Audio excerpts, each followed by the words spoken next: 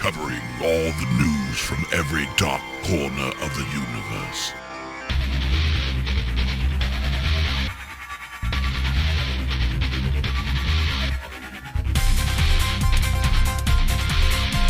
SliceofSciFi.com.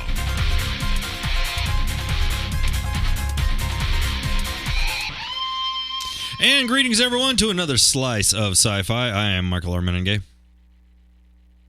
I'm Keith Lane. I'm Megan Zier. And I'm Ben Raggington, and on the line with us, we have a very special guest. You may not have heard of him too much right now, but I suspect soon. His star is going to be rising. I chose that word very carefully because he appears in the latest Star Trek movie, Into Darkness. We are talking to Jeremy Raymond. Hello, Jeremy. How are you doing? I'm doing great, guys. Yeah, thanks for having me on here. Oh, not a problem. Star Trek is making huge waves out there, and we had to get some people on about that to talk to, basically tell us all about it. And without revealing too much. Without revealing. No spoilers here today, folks. No spoilers. No, we are a spoiler-free show. That's right. But we do want to know I'm glad about to hear that. all the behind the scenes, all the fun any stuff. behind-the-scenes stuff you can share with us. Because a lot of sci-fi nerds, they just kind of geek out on all that behind-the-scenes stuff. Right. That's the stuff they That's love. right. How good was the craft services? That's what we want to know. How good was the food? Honestly, it was phenomenal. I mean, well, there we go. Food on movie sets is always really good, but this was, I think everybody was bringing their A game. So I think even the crafty people were saying, okay, this is Star Trek we're catering to here. So. Could it be the fact that this is a J.J. Abrams movie? I mean, J.J. right now is like the hot commodity in terms of film production, be a director or if he's producing. He is the guy right now. Well, I mean, I was trying to be facetious there, but I mean, that really is kind of the judge of how good a movie is how you good judge is it by their food. You judge it by the craft services in the background. I kid you not. The really low budget, the movies that have problems really have. You get sandwiches wrapped in cellophane. Exactly. Yeah. Well, you know what? And I mean, I think it is sort of a trickle down. With just sort of the way JJ approaches what I'm assuming every project with, just in terms of finding the best people for each department. And it's not in working on this and developing it. I got the opportunity to work with some legends in their respective fields, like the head of wardrobe, the special effects guys, the creature designers. Not only I met these people and they're all great and they're very super passionate about the project, but then when I started looking into a bit more of their resumes, it's sort of, it reads like these are the movies you need to watch if you want to call yourself a fan of movies. Wow. So. Well, I think I think historically, there was a time where everybody wanted to do like a Francis Ford Coppola movie. Then everybody wanted to do a Martin Scorsese film. Now everybody wants to do a J.J. Abrams movie.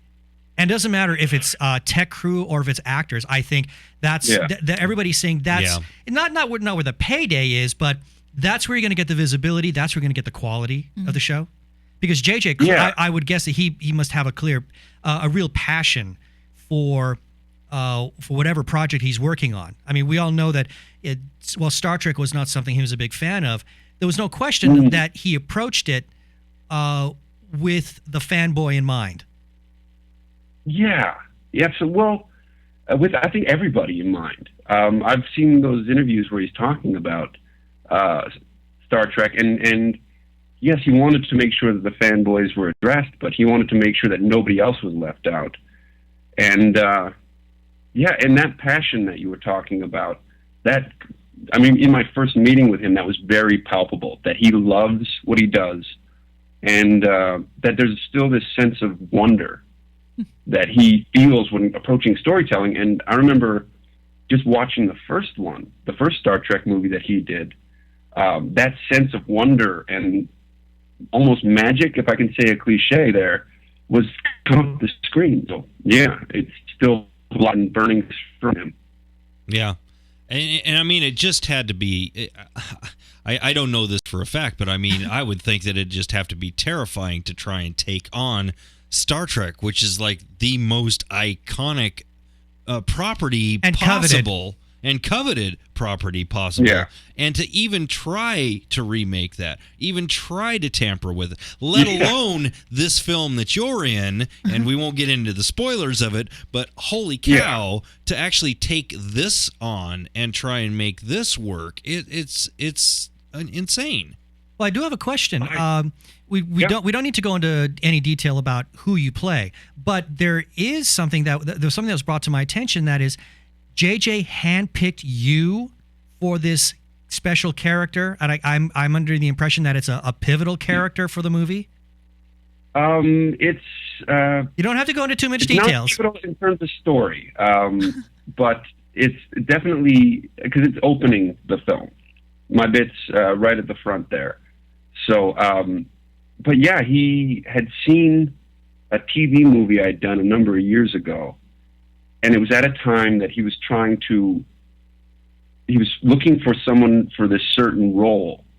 And, yeah, you can't really tell over the airways here, but I've got a bit of a unique look to me. And something in his brain that's always searching said, yes, that's what I need for this. And so he called, and I came running.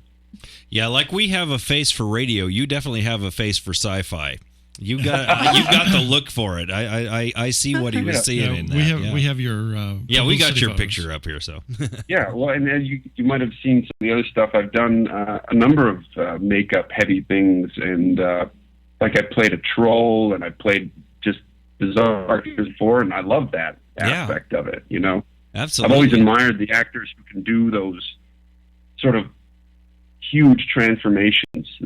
Like Gary Oldman springs to mind, just for modern day guys, but really it's the sort of Lon Chaney effect of the guys who are like, yes, you slather me in as much rubber and latex and makeup as you want, and then that's when my workday starts. So you mentioned just in passing, you said troll. Mm-hmm. So, well, I guess now we're all kind of wondering, have you had a lot of experience in the sci-fi fantasy genre? Not as much, no. There was, not as much as an actor, as a fanboy, a little bit more. But I've been sort of running the gamut. Like I started off my career doing indie horror movies, just gallons and gallons of fake blood, that kind of thing, and did some. The troll thing was more like a fantasy piece, but yeah, hopefully this is the start of a good involvement in sci-fi, especially with wishful thinking with J.J. Abrams taking the helm of Star Wars. Oh, yes. Oh, yeah, and that's a place where I think, because Star Wars is more imaginative, there's a lot of place for some really exotic aliens, more so there than possibly in Star Trek. Yeah, well, and you mentioned earlier about just the sort of brass clangers it would take to square off against the Star Trek fan base. Mm-hmm. And now he's sort of upping the ante with that one too. So yeah, and then going into Star Wars, and it's like wow. Which he has admitted though that he's a huge a bigger fan of. Yeah. He loves Star Wars, so he couldn't wait to take that one on. Right. Can we break some news that you're going to be in Star Wars? Oh, I wish you could, but no, not at the moment. No, for the most part, he's always been great about casting in his movies. So if he's got some, I'm sure he'll give me a shout, and if not, then there wasn't a good fit. So I'm not going to worry too much about that. But yeah, he does seem to like to go to some familiar talent. Mm-hmm. I mean, we know like he loves to use the guy who plays Scotty. Simon Pegg? Simon Pegg. Yeah, he likes to use him in various projects too, so you never know. You might get lucky here. Now, the talent he has been using, like the thing about Star Trek Into Darkness was that they're always talking about escalation and sort of taking things to another level. And I've always been an actor. Like I always loved it. The performances in a film are what makes it or breaks it for me. And just in watching what Chris Pine is doing in this one, Zachary Quinto, even Simon Pegg, and Benedict Cumberbatch, of course. Like everybody's brought their A game. like as a fanboy watching this, not just as a fanboy of good action and sci-fi, but of good acting, I was really impressed. So awesome. So, are you how big of a fan are you of sci-fi and genre? I mean, is this something you love? Yeah, well, it was the original series was kind of my entry point into the Star Trek universe. I used to watch the shows with my dad, so that's the ones that are always closest to me. And I've seen bits of pretty much every other incarnation of this series, from The Next Generation, Deep Space Nine, up to that short-lived Enterprise thing with Scott Bakula. Mm-hmm. Yeah, where they started to get all CW with the Star Trek show. That's a good way to put it. Never heard it put that way before, but I really like it. Yeah. So, I mean, I remember watching it as that particular one. It's like, why are you putting so many pretty people in this show? Sci-fi is where interesting-looking people go to play. Nice. I like that. So, I mean, is it just Star Trek and Star Wars? Or, I mean, are you a comic book fan? Are you liking the other genre? You like the horror stuff? Tell us a little bit about you. What do you love inside of this thing? Oh man, well, you know what? I mean, it's storytelling, and so I've never really been one to draw clear lines. Like, I follow good stories, and then sort of realize in the middle of it, oh, I'm reading a sci-fi thing now, or I'm reading a this or that, or watching, or like I've got an adequate comic collection. I would have said I was a comic book fan until I met some real comic book fans. And now I'm an amateur. Those guys, yeah, that's all right. You're safe. The ones with several storage units of comics. Yes, exactly. Yeah, exactly. We cater to all fans, but the moderates are the kind of the ones that live here. So, well, yeah, and I mean, it's those extreme edges of fandom that are absolutely fascinating, and that I would never try to sort of wade in and challenge them in their fandom.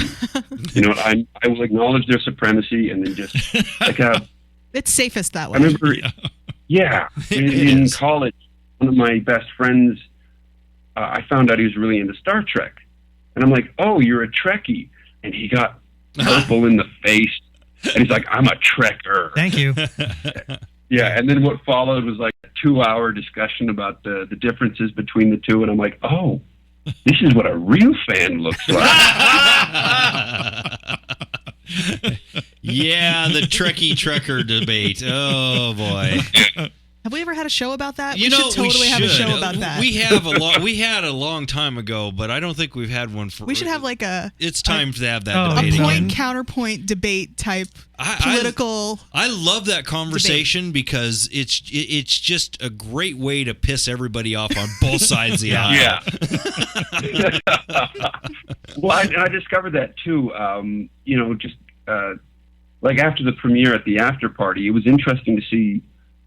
Who was a fan of the original series or of any of the previous series, and who was just sort of the new fans. Because what I'm getting a lot of from people is, you know what, I wasn't a Star Trek fan at all, but after seeing the first one, I'm really excited to see this one. So the J.J. Abrams series is winning over a whole new crew, and I'm sort of, I'm not trying to rattle the cage a little bit, but it's interesting to see how the new breed is being welcomed by the old guard of Trekkers and whatnot. Oh, no. Don't worry about rattling the cage. Honestly, I think I don't think we do that enough. Honestly, because we turned it upside down. We're the old guard sitting here. We're getting I try really hard not to become the craggy old guy on the porch. Get off my lawn. I don't Get try off at my all. sci-fi. Because it is. There's a new generation coming up, and that new generation needs to find something to hang on to. And if it takes JJ to re-envision this, I'm a child of the 70s. I am a Trekkie. Trekkie, because I'm one of the old guys back when Trekkie was cool. before Trekker became cool, and then Trekkie became not cool. I'm not sure how that happened yet, but anyway. You're making me dizzy, Mike. I'm sorry. But anyway, it's as much as I love that stuff, I love the fact that it's being reimagined. I love the fact that it's being updated. I love the fact that there are places for this to go to a new generation. And because that's the way it has to be. And otherwise, it'll die. And I think what's really exciting is that a lot of people, as you just said, Jeremy, they're discovering these movies, they're becoming fans of them, and then someone's saying, "Oh, well, if you like this, you might want to go back into this history. There is this huge backlog of Star Trek for television that, if you like the movie, you might like this stuff as well." That's right. TNG. Just go back and check it out and see what you think. Ignore the first season and go from there. I like the first season. I'm interested to hear about, you guys are saying you're the old guard. What's sort of your original series? Oh my God! What's the series that you plugged into first? Original series. I watched it during its network run. Original. That's series. how old I am. Oh yeah. Wow. Yeah, that's how old we all. Me too. Except for no, Megan. because except for Megan. My series is TNG. Mine's Next Generation. That's the one that was on when I was a kid. Yep. Yeah, but I watched the original series. Watched the original when Star Wars came out, and then Battlestar Galactica, and all that stuff. I mean, all the stuff when it was on. Yeah, we watched. Well, and before that, it was all the comics. I mean, the original comics. That's all we had. That's what I had was comics. Yeah. So. Well, actually, this is you know what? This is going to be like the sci-fi Barbara Walters thing. I'm going to confess something a little embarrassing here. Confess. Like I said, I watched the original series with my dad, but it never felt like my series. And so I think it was around the time that Voyager came out. Oh yes. I jumped on. I'm like, so this can be mine then. I can get in on the ground floor with something. Mm-hmm. And so that has always felt like that's the one that I started. I was watching when it started coming out, and I followed it for a number of seasons. Mm-hmm. So. But that's not you are speaking my language, dude. Jeremy, don't worry. No apologies. I do not apologize because I actually like Voyager. I get a lot of shit for it here, but I actually liked Voyager. I did too. I don't. Okay. There were some warts on it. It wasn't perfect. It wasn't perfect. Season. Well, the second season. There's no law or nothing written in any book that says you have to start from the ground level from the very first series. There's nothing that says no. You start in whatever show you start in on. If it was Voyager that worked for you, then fantastic. It's Star Trek. That's all that matters. It's like the reimagining of the update of Doctor Who. I mean, you don't have to know all that stuff. Especially the 60s and 70s stuff, which was just wow. Some of that got a little crazy. Technicolor. I mean, wow, they love Technicolor in that era. But I mean, whatever, jump in wherever you can and start swimming. Exactly, and that's what I thought is interesting about the Star Trek, JJ Star Trek, is that we're bringing a lot of new, shall I say the word, nerds into the fold. Well, there's nothing wrong with that. And people are discovering their nerddom where they never realized it before. Yeah, and I think with guys like Simon Pegg sort of stepping up to the mic and saying, it's okay to be a nerd. I think nerddom in general is becoming a lot cooler now. Oh, it's totally chic. Absolutely. Yeah. And I love the fact that sci-fi is so stepping out, and Simon Pegg and Nick Frost are just geniuses, flat out. Yeah. And I mean, because Paul was just brilliance, Shaun of the Dead just brilliance, and I mean, we're getting more and more of that kind of quality comic sci-fi, where it's moving across the genres and bringing in a lot of people that never thought they would actually be sci-fi fans. Yeah, that's awesome. Yeah, and it's also great for JJ as well. Yeah, and I think what a key ingredient to all that is that these guys, not only do they really love what they do, but they absorb everything, and then I think they focus on telling a great story which just appeals to everybody. And then they get all of the things that they've previously absorbed from their own love, their own Absolutely. Focusing on just not worrying about, how do I put this? The less worried you are about pleasing fans and just telling it right, the more fans and then people beyond that immediate reach get played. Yeah. Mm-hmm.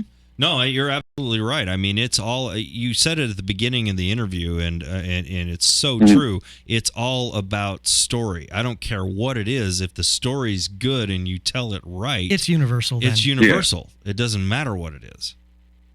Yeah, and that was one of the cool thing in working on this set is at the end of the day, I mean, there's all sorts of, as you can imagine, there's a lot going on a set of a movie this big, but when it came down to it, J.J. Abrams was just interested in telling a really good story. Yeah. And in working with him as an actor, it was almost the same experience as like working on a really good play or working on a great film with your friends, like that burning point of creativity. There was a very familiar feeling about it, and so the rest of it is just window dressing, I guess. Yeah, absolutely. Oh. So let's kind of go a little more into who Jeremy Raymond is. What other things can you tell us about yourself? I mean, do you have other interests in your life? I understand you have some sort of an interest in music.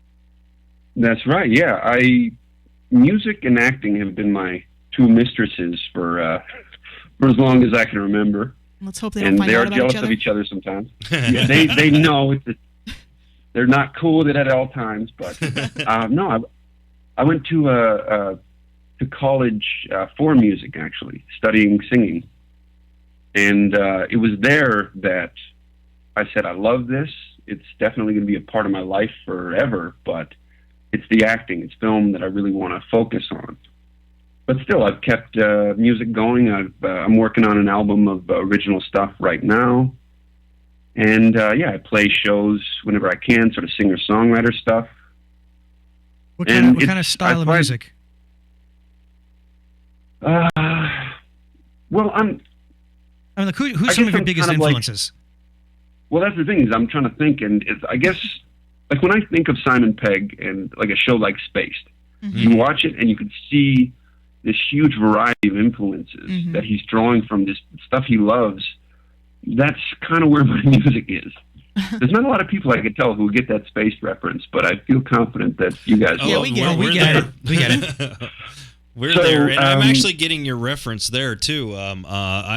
You know, it's not really. You don't want to pin it to a genre. You want to just pin it to if it sounds good, if it works good, if it flows right, then it's what you want to work with. You want to play, and yeah. I'm the same way. I mean, there's some really great innovative music out there that's not in the mainstream that make great influences. Yeah, and that's been very fun to follow up for my own interest. I think because the acting stuff has been sort of my primary work focus, I guess, the career, if you will. I've let the music breathe a bit more so that it's something I have to go to when the tension gets a little hot on the acting stuff. It's something creative and fun that I can go to recharge the batteries just in another way. So that's, it's always been fun. Absolutely. It always does serve. Yeah. Music is something that I'm also involved in. You know, it serves as a great diversion. It's also a great way to just release a lot of stress from the day. Yeah. Mm-hmm. Yeah. We don't play it nearly enough. No. Actually, here's another sort of nerd confession, I guess. Perhaps one of the reasons that I've always tried to keep from boxing things into a small category was that growing up, one of my favorite musicians was Weird Al Yankovic. Oh yeah. Yeah, and even as an adult, like everything he does, I will buy and listen to repeatedly.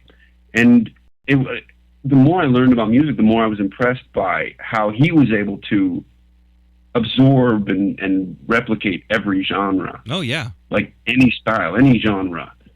Oh. So, yeah, that's something I guess I've Absolutely. Al is a genius. I mean, if you don't understand his genius, then you really don't understand music on a lot of levels, because it is incredibly difficult to do what Al does. Yeah. Well, Jeremy, I just got to say, it's just really been incredibly awesome talking to you. It's been such a joy to have you on our show. Is there some way for people to follow you? Are you on any social media like Twitter or Facebook?